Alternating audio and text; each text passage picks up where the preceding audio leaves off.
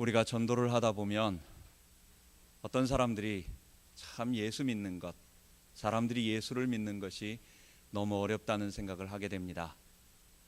제가 언젠가 어떤 친구에게 전도를 하는데 이 친구가 나는 아직 예수 믿기가 너무 젊었어.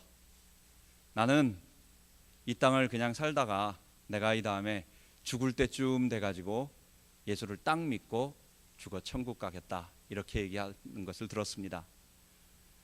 사실 그 말은 조롱하는 말이고 예수를 안 믿겠다는 그런 말입니다.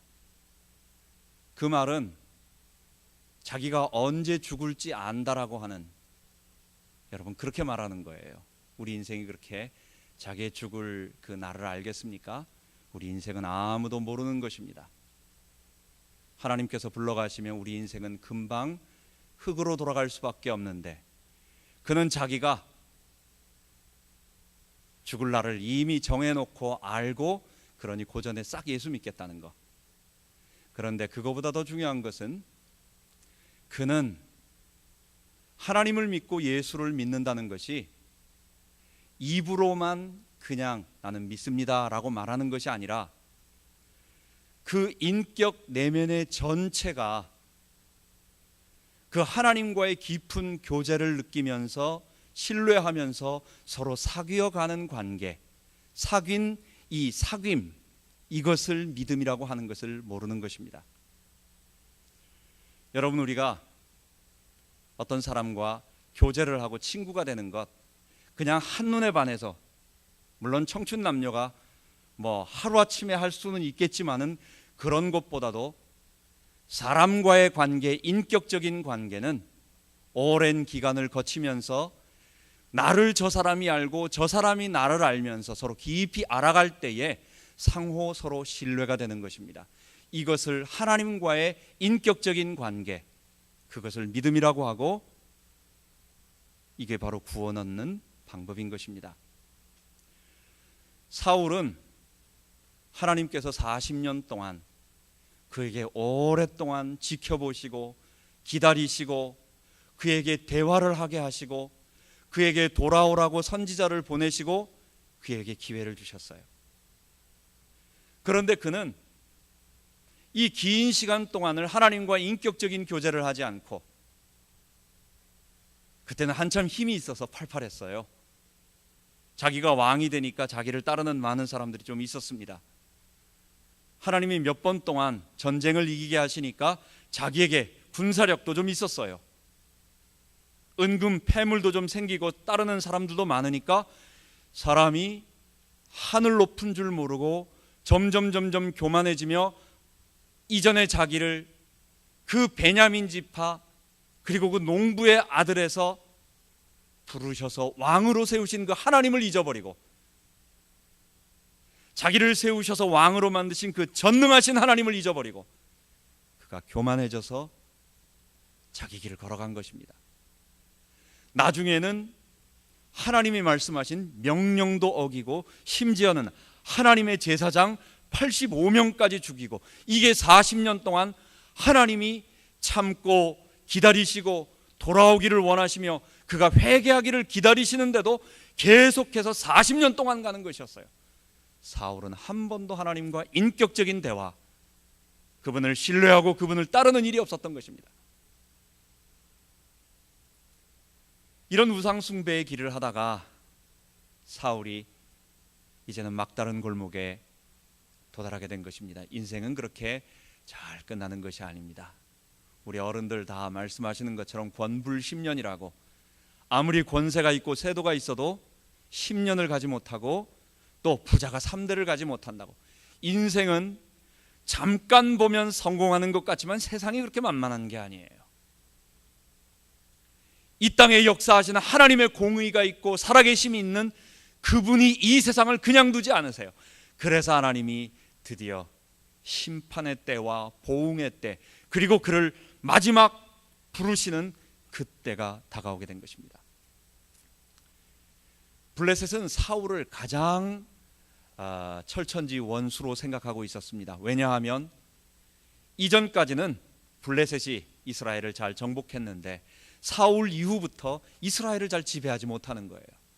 그래서 사울만 어떻게든지 없애려고 생각을 하고 있는데, 가만 보니까 이제 지금 나이를 보니까 사울이 상당한 나이가 들은 거고, 또 그의 정신이 온전하지 못하다는 말들이 계속 들려오고, 또 그가 선지자 제사장들을 죽임으로 말미암아 그에게 충신들이 떠나가고, 특히 다윗 같은 이스라엘의 많은 인기를 얻고 있는 젊은 총애를 받는 장군이 떠나가는 것을 보니까 기회는 이때다.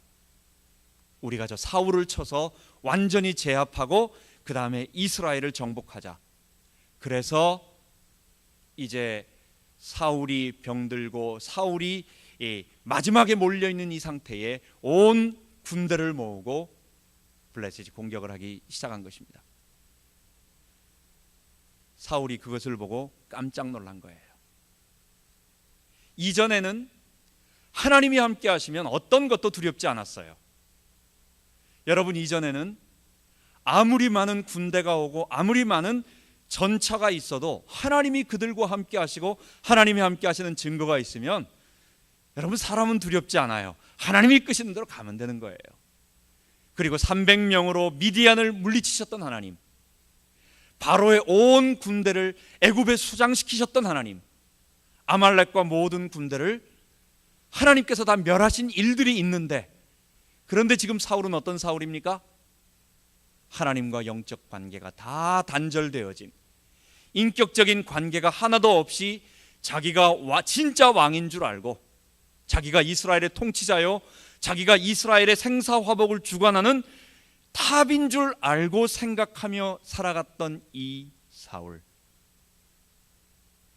블레셋 군대 앞에 서니 두려움이 그를 잡기 시작한 것입니다. 여러분, 그때의 사울이 마지막으로 하나님께 물어보고 하나님 앞에 이제는 살려달라고 매달립니다.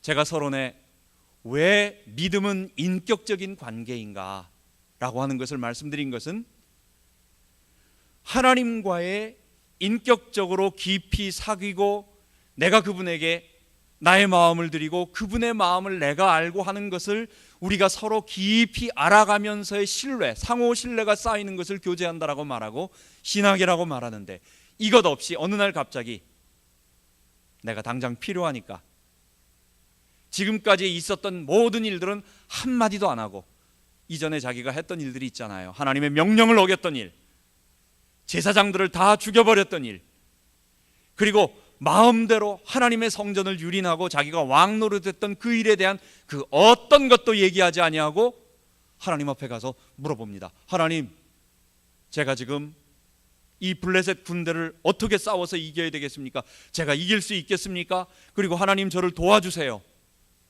여러분, 이것은 죽은 우상에게 가서 무조건 기도하고 내놓으라고 하는 그런 우상 숭배의 것입니다. 하나님은 그래서 아무 말씀하지 아니하시는 것입니다. 사울이 여호와께 여짜오되 여호와께서 꿈으로도 우림으로도, 우림이라고 하는 것은 제사장 옷 속에 판결 흉배라는 것을 하나 붙여놓았습니다.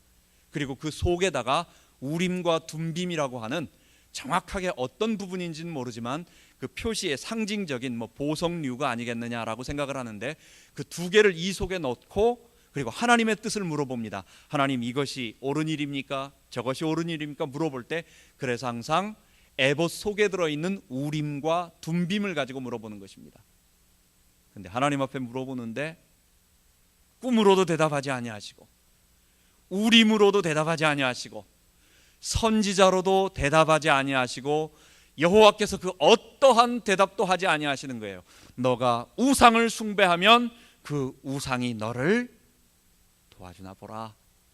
하나님께서 그렇게 하시는 것입니다. 여러분, 사울의 마음속에 깊은 두려움이 오기 시작했습니다. 그래서 이스라엘의 초대 왕이요, 하나님의 언약 백성의 나라를 세울 하나님께서 처음으로 왕으로 기름 부음, 정말 공식적인 왕으로 세운 이 사울이 이 두려움을 이기지 못하고 하나님이 아닌 하나님 대신하여 그리고 극단적으로 갈 때까지 간 것입니다. 엔돌이라고 하는 지역에 있는 신접한 여인, 우리 신약에는 그것을 귀신 들린 자라고 말하고 사도행전 16장에 귀신 들린 여인이 있고, 그리고 오늘 우리 한국 사람들이 이해하기 쉬운 말로는 무당이라고 말하는 것입니다. 이 무당에게, 똑같은 일을 하는 이 무당에게 찾아가서 하나님의 뜻을 구하고자 한 것입니다. 그래서 오늘 본문 속에 하나님께서 사울을 돌이키시기를 원하시고 그를 마지막으로 회개시키셔서 참 하나님이 그를 삼손처럼 마지막 비록 그가 실수한 많은 것의 대가로 그가 죽임을 당하지만 그는 마지막 영광스럽게 죽었고 하나님의 사사로서 그는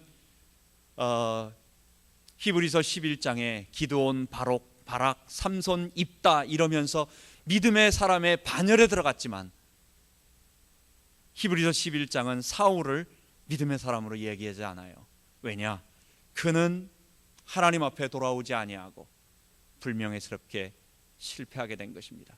그래서 우리는 엔돌의 신접한 여인, 이 좀 특이한 오늘 우리에게도 우리 주변에도 많은 사람들에게 볼 수 있는 이것과 그리고 그 배후의 역사는 사단에 대한 말씀을 가지고 오늘 우리가 중요한 언약의 말씀을 들어야 되겠습니다. 첫 번째 우리가 알아야 할 것은 사단은 두려움을 통로로 하여 사람을 속인다는 것을 알아야 되겠습니다. 성경은 우리들에게 영적인 존재 사단에 대해서 이야기하고 있습니다. 여러분, 사단을 얘기하는 것은 우리로 하여금 공포에 잡혀서 자꾸만 무서워하도록 만드는 것이 아닙니다.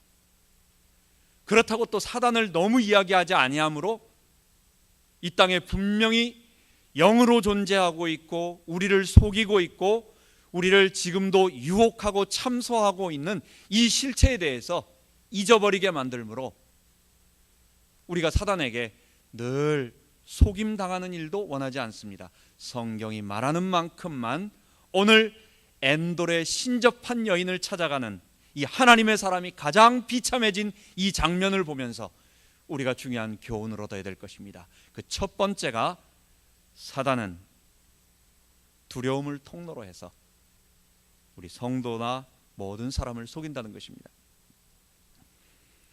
사울은 두려움 때문에 신접한 여인, 귀신 들린 여인에게 찾아갔습니다. 사울이 물론 이 두려움이라고 하는 것은 우리 인간 몸속에 하나님이 우리에게 있는 타고난 본성이겠지요. 그런데 이것이 에덴 동산에서부터 있었느냐? 없었습니다. 우리가 하나님과 올바른 교제 속에서 하나님의 백성으로 하나님의 보호와 인도를 받고 또 하나님을 바르게 섬기는 올바른 하나님의 백성이라면 하나님을 두려워하지 않아요. 하나님께서 선악과를 통해서 자기가 하나님이 되겠다고, 내 스스로 하나님처럼 되겠다고 반역을 한, 그래서 두려움이 온 이 아담과 하와를 하나님이 부르십니다. 아담아, 내가 어디 있느냐. 창세기 3장 9장에 말씀하시니까 아담과 하와가, 특히 아담이 뭐라고 말합니까? 하나님께서 나를 부르시기에 내가 두려워함으로, 내가 벗었으므로 두려워하여 나무에 숨었나이다. 여러분, 두려움은 어디서 와요? 하나님과 단절된 이 죄에서부터 오는 것입니다. 우리 아이들이 집에서 부모님과 엄마 아빠한테 아무 잘못이 없으면 큰 문제가 없어요. 아이들은요, 벌써 한밤중이라도 들어오는 소리, 발자국 소리가 벌써 다릅니다.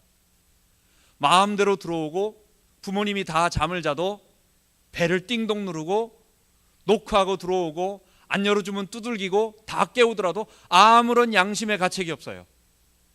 집안에 들어와서 자기가 원하는 것, 내 물건도 마음대로 이렇게 가져가고 써도 양심의 가책을 전혀 느끼면서 두려워하지 않아요.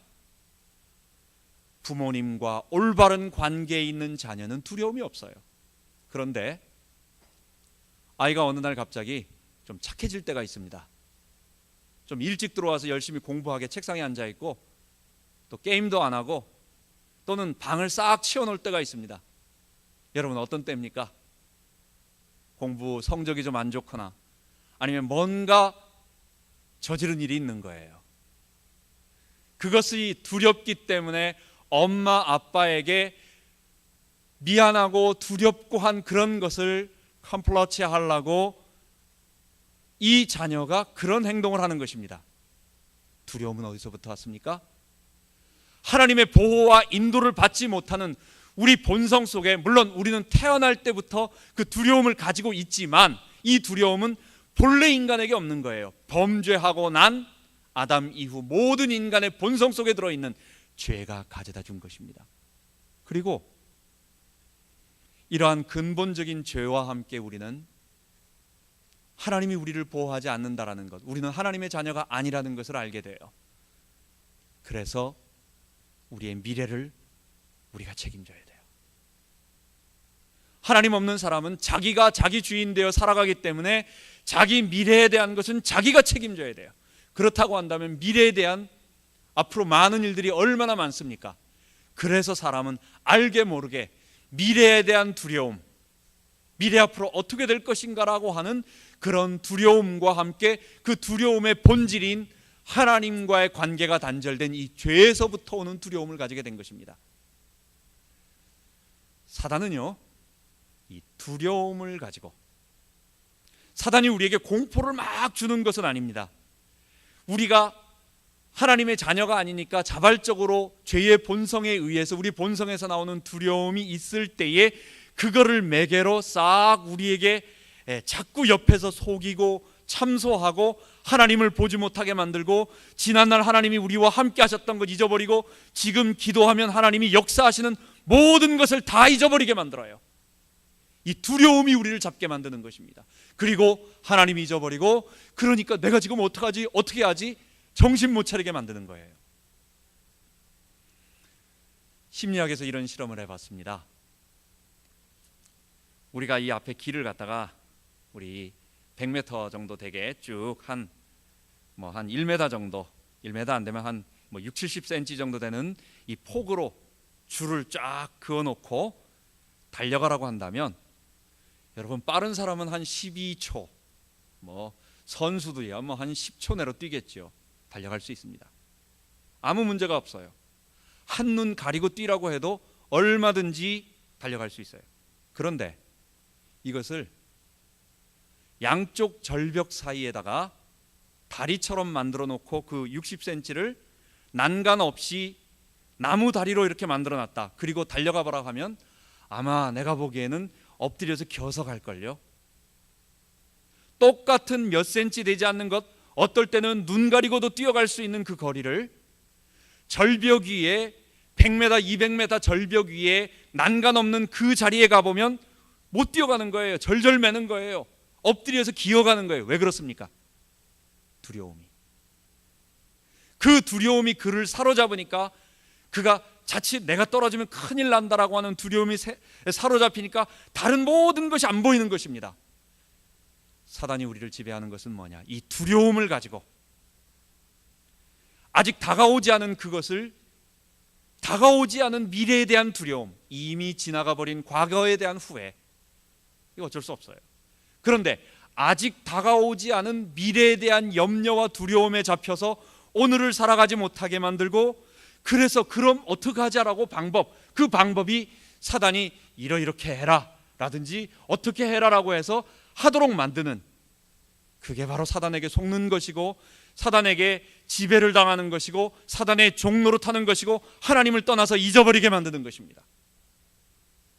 우리가 오늘 정말 부끄러운 이 엔돌에 신접한 여인을 찾아가는 이 하나님의 왕, 하나님 나라의 초대 왕 사울을 보면서 잊지 말아야 할 첫 번째, 사단은 두려움을 통하여 우리를 속이고 있다라고 하는 것을 첫 번째 잊지 말아야 되겠습니다. 두 번째, 요한복음 8장 44절에 보면 사단은 태어날 때부터, 날 때부터 거짓말장이요 속이는 자라는, 거짓의 압이라는 것을 우리가 알아야 되겠습니다. 오늘 본문을 보면 좀 이상한 부분이 있습니다. 이제 엔돌에 신접한 여인, 그 귀신 들린 여인 오늘 우리말로 이 무당이 뭔가 귀신에 들렸어요. 그래서 사울이 찾아와서 물어보니까 대답을 합니다. 그리고 사무엘 흉내를 냅니다. 사무엘의 목소리로 말했든지 아니면 어쨌든 지금 이 사울에게 분명히 사무엘이 지금 여기 임했다라고 하는 것을 느낄 수 있도록 말해주고 있어요. 여러분, 우리 이걸 보면서 많은 사람들이 이상하게 생각을 합니다. 과연 그러면 거기에 올라왔던 사무엘의 영혼은 무엇인가 라고 하는 것을 궁금하게 생각하기도 합니다. 여러분, 이것은 무엇입니까? 어떤 사람들은 이 무당이 아예 거짓말을 하고 있다, 전혀 보지도 못해놓고 딱 그냥 부채도사처럼 대강 보고 이 사람을 보고 그냥 지금 말하고 있다라고 하는 아예 거짓말이라는, 어떤 신학자들은 실제 그렇게 말하는 사람들도 있습니다.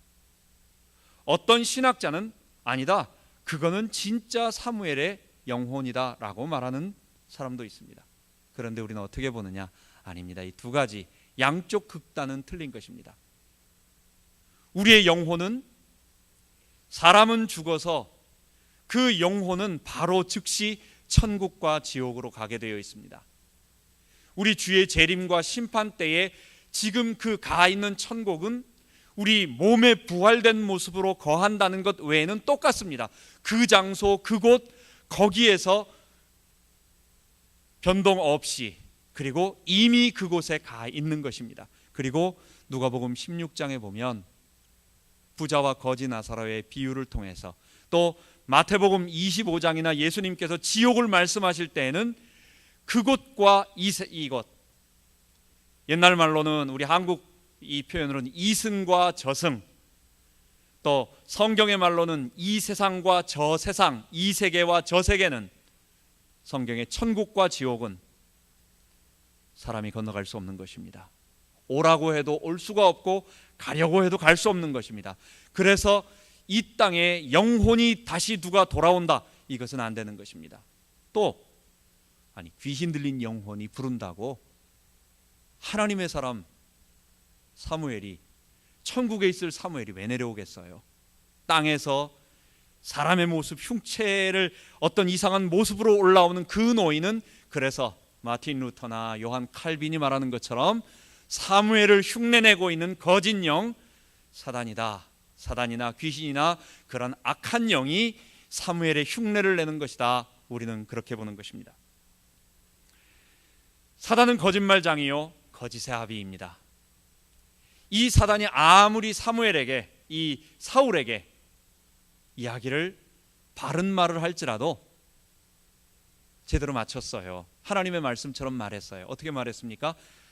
사울, 너는 이제 곧 블레셋 사람들의 손에서 망할 것이다 라고 하나님의 정확한 말, 이것을 만약에 하나님이 말씀하셨으면 정확히 하나님의 말씀이에요. 근데 귀신이 말합니다. 그럼 지금 올바른 말을 하고 있으니까 이거 사무엘 아니냐라고 말하지만 그렇지 않습니다. 거짓 선지자 발람이라고 하는 선지자가, 이 사람은 선지자도 아니에요. 여호수아서 13장에 보면 복술자라고 말합니다. 이스라엘이 가나안 정복할 때, 가나안 동편을 정복할 때에 이 술사 발람도 쳐서 죽였다고 말합니다. 선지자가 아니에요. 그런데 하나님은 이 술사 발람의 입을 통해서도, 입을 빌어서 그가 직접 이스라엘을 축복하는 말을 할 수 있도록 또 하신 것입니다. 그래서 이 신접한 여인, 귀신 들린 여인이 비록 사울에게 하나님의 말씀인 정확한 말을 전했다고 해도 그것을 하나님의 말씀으로 이 여인이 진짜 사실이라고, 이 여인이 사무엘에게 이렇게 사무엘 영이 임한 거라고 속아서는 안 되는 것입니다. 우리 주변에 많은 사람들이 그래서 자기의 미래가 궁금해서 어떤 사람에게 찾아갑니다. 아무아무개 보살, 다 무당들은 보살 아니면 남자들은 법사, 독경을 하는 거죠. 불경 같은 것을 외우면서 주문을 계속 외우는 사람을 법사라고 말하고, 그 다음에 신이 직접 임해가지고 춤추는 대부분의 여자들을 우리는 이제 무당 이렇게 말을 합니다. 그 사람들이 찾아와서 물어볼 때에 이 사람들은 한결같이 어떤 행동을 하느냐, 마치 그 죽은 사람의 영혼이 자기에게 임한 흉내를 냅니다. 근데 여러분, 오늘 이 본문에서도 알 수 있듯이 사울은 사무엘의 영혼을 직접 자기 앞에서 보고 있는 게 아니에요. 신접한 여인이 사무엘의 영혼을 여기다 데려다 놓음으로 사울이 그 사무엘의 영하고 지금 통하는 게 아니에요. 어떤 겁니까? 사울은 사무엘의 영혼이 들렸다라고 말하는 그 영혼이 임했다라고 말하고 있는 이 여인과 지금 대화하고 있는 거예요. 무당도 마찬가지인 것입니다. 무당 속에 할아버지가 무슨 누가 임했다라고 말하지만 그 임한 것은 오직 그 무당만 아는 거지 제3자가 볼 수 있는 게 아니에요. 그리고 그 무당이 말하는 것도 다 사실은 이렇게 보면은 마지막에 지나고 봐서 이렇게 크게 보니까 맞아, 그게 그런 의미였구나라고 이렇게 하는 거지 정확하게 딱 말하는 것도 아닌 것입니다. 속으면 안 됩니다. 우리가 꼭 주의해야 할 거, 이건 한국 사람들 정서와 우리 주변에 너무 많이 보고 있는, 지금도 불신자들 가운데서 누구에게 미래가 너무 답답해가지고 찾아가가지고 누가 왔다고, 누가 신통하다고 물어본다면 교회 안에서도 가고 싶은 사람들 많이 있을 거예요. 차마 창피해서 못 가지. 몰래 내 대신 가서 좀 나에 대해서 내 사주 좀 이렇게 생년월일 말해줄 테니까 좀 대신 좀 봐달라고. 여러분, 속으면 안 됩니다. 할아버지, 우리 조상이 찾아오는 것이 아니라 타락한, 범죄한, 사단과 함께 하나님을 대적했던 악한 천사, 그리고 영원히 멸망 심판받을 귀신, 그가 와서 흉내를 내는 것입니다. 무당이 죽은 자의 영혼이라고 말하는 것은 딱 두 가지입니다. 만약에 내게 임했던 사람이 죽은 자의 우리 할아버지라고 한다면, 할아버지를 내쫓을 사람이 어디 있겠어요. 옛날에 나에게 그렇게 사랑해줬던 우리 할아버지라고 한다면 일단 할아버지 오셨습니까 하고 인사부터 하는 거죠. 할머니가 오셨다고 하는데 오지 말라고 내보낼 사람이 어디 있겠어요. 한국 사람은, 딴 사람은 모르지만 우리 효에 뒷받침되어 있는 우리 사람들은 못하는 것입니다. 그래서 사단은 철저하게 너의 조상님이다라고 말하는 것입니다. 여러분, 그래서 우리는 이 사단은 거짓말장애이기 때문에 어떠한 미래를 알아맞춘다거나 너의 조상이라고 말한다거나 하는 신접한들의 주술, 초혼, 또는 그 초혼이 내게 임해가지고 그 사람 흉내를 내는 어떠한 말에도 속으면 안 됩니다. 사단에게 당하는 것입니다. 사단은 거짓말장이요, 그는 거짓의 아비인 것입니다. 우리가 세 번째 알아야 할 것은, 사단은 절망하게 하여 포기하게 만듭니다. 사단이 주는 말은 옳은 말이지만 그 상대방으로 하여금 절망케 하고 포기하게 하나, 우리 하나님은 어떠세요? 우리를 소망 주셔서 살아나게 하십니다. 여러분, 이거 대단히 중요합니다. 제가 우리 아이들한테 야, 너 이렇게 하면 너 죽는다, 아니면 너 무슨 일이 있을 거다 라고 말할 때 똑같은 사람에게 얘기합니다. 아이 아니더라도 너는 이렇게 해서 죽는다 라고 말했을 때 부모가 말하는 것은 그러니까 이렇게 해서 살아라 라고 하는 말을 베이스로 깔고 있는 거예요. 그래서 그 뒤를 보면 그가 그런 죽음 상태에서 빠져나올 수 있는 어떤 길을 제시하는 것입니다. 그런데 그렇지 않은 사람은 너는 죽을 거야 라고 말하므로 그 사람이 모든 소망을 놔버리고 포기하고 절망하게 만드는 거예요.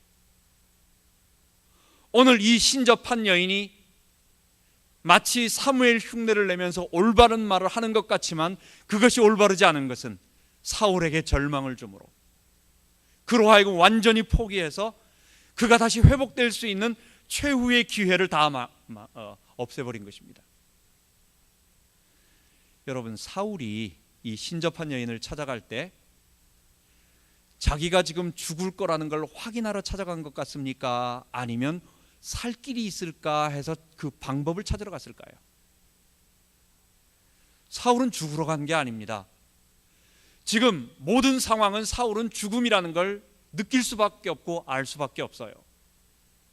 지금 블레셋 군대는 너무너무 많고 그 숫자는 감당할 수가 없고 자기 군대의 사기, 심지어 자기조차 자기의 신체와 자기의 군대와 자기 병졸의 사기를 보니까 이건 싸워서 이길 수 있는 상황이 아니에요.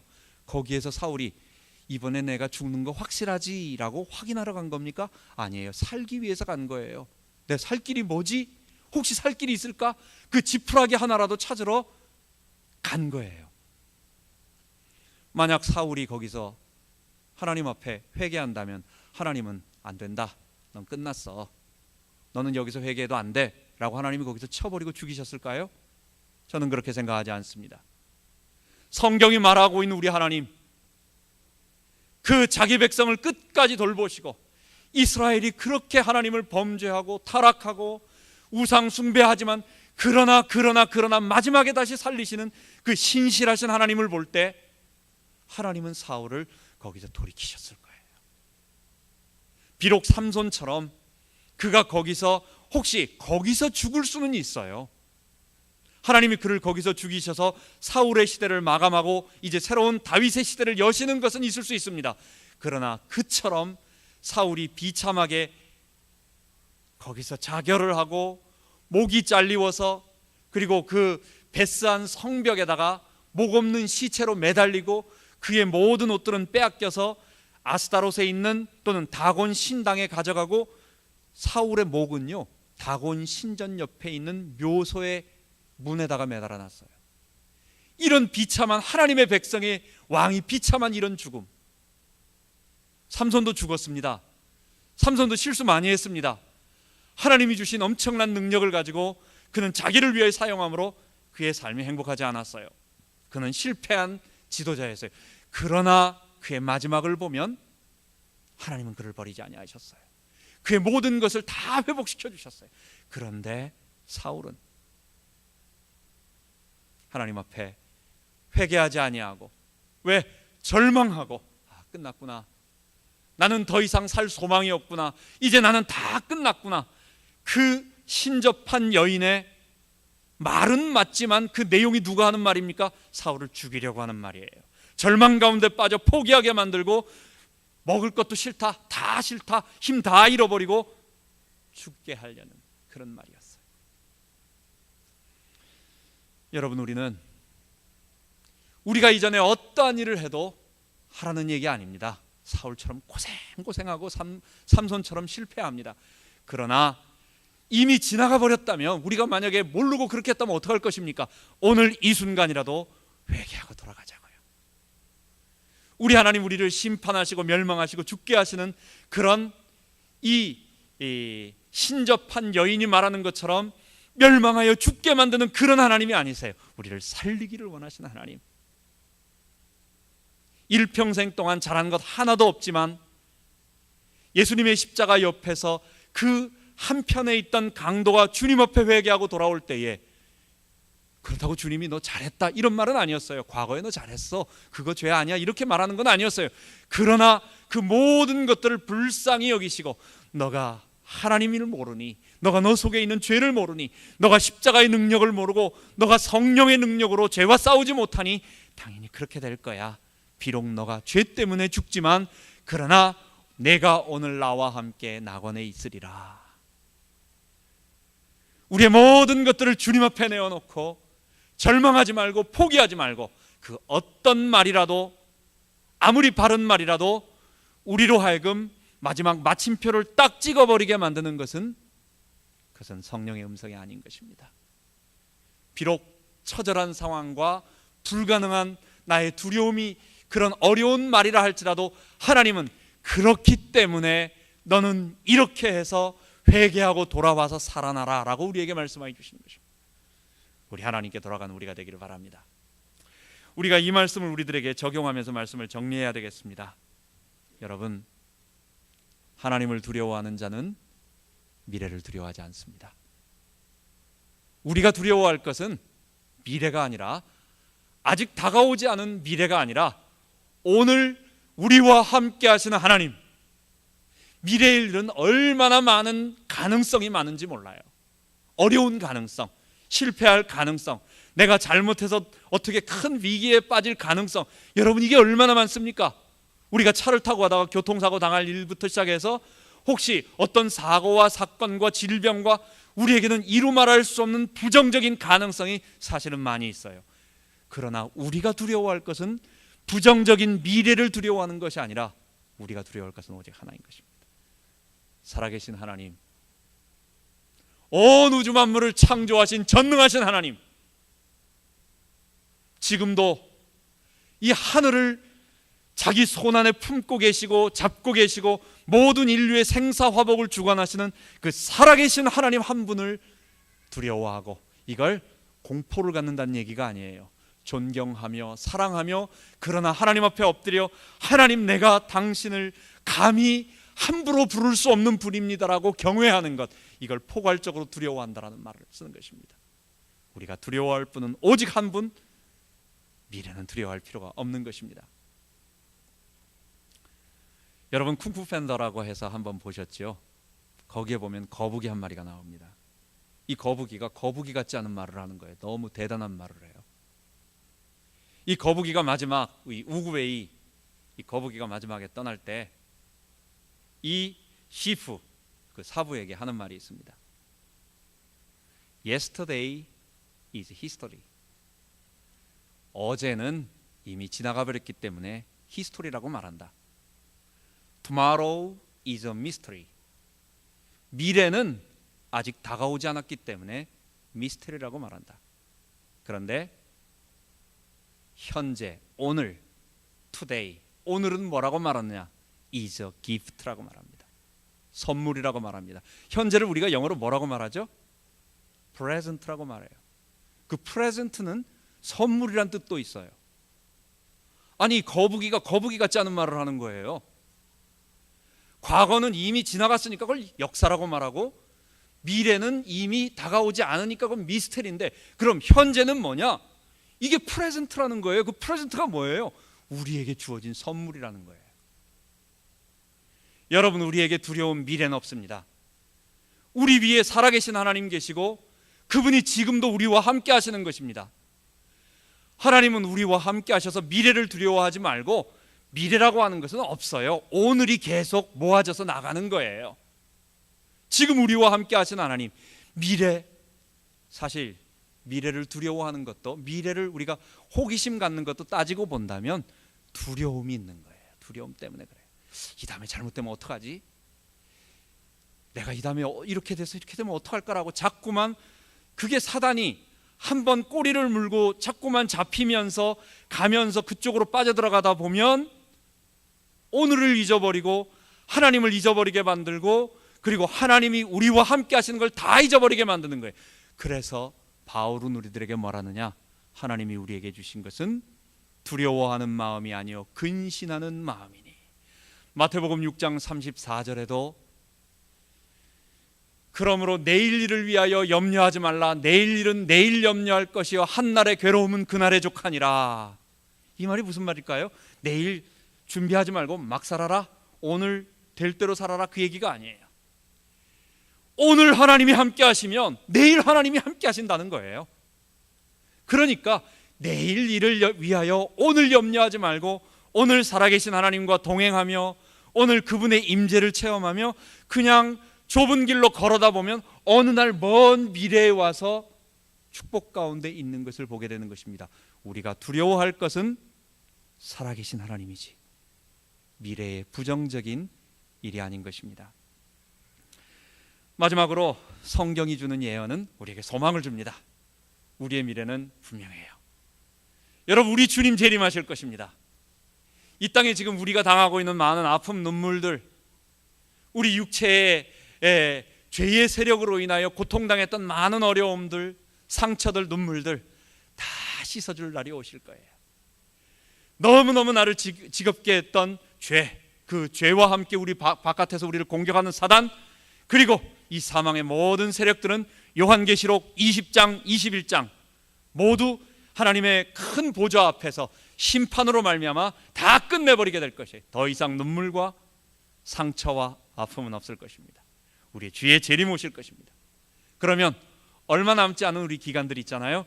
이 기간들을 내일을 두려워하지 말고, 두려워하지 말라고 주님 말씀하세요. 왜 그럴까요? 두려워할 일 생기니까.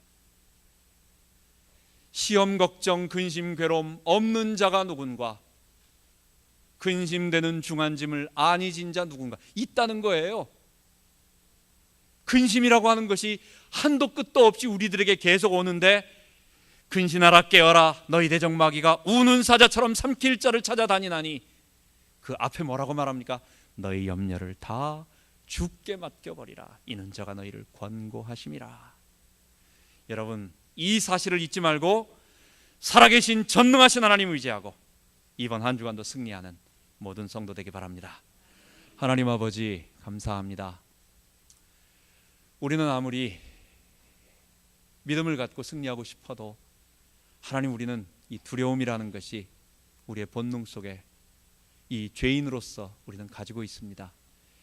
그런데 이 두려움을 우리가 자꾸만 허용하다 보면 사단은 그 두려움을 틈타서 우리를 지배하고 거짓으로 속이고 낙심하게 만들고 절망하게 만들고, 결국은 하나님 잊어버리고 그 사단의 말을 두려워서 따라갈 수밖에 없는 그런 결과를 하나님 우리는 갖게 됩니다.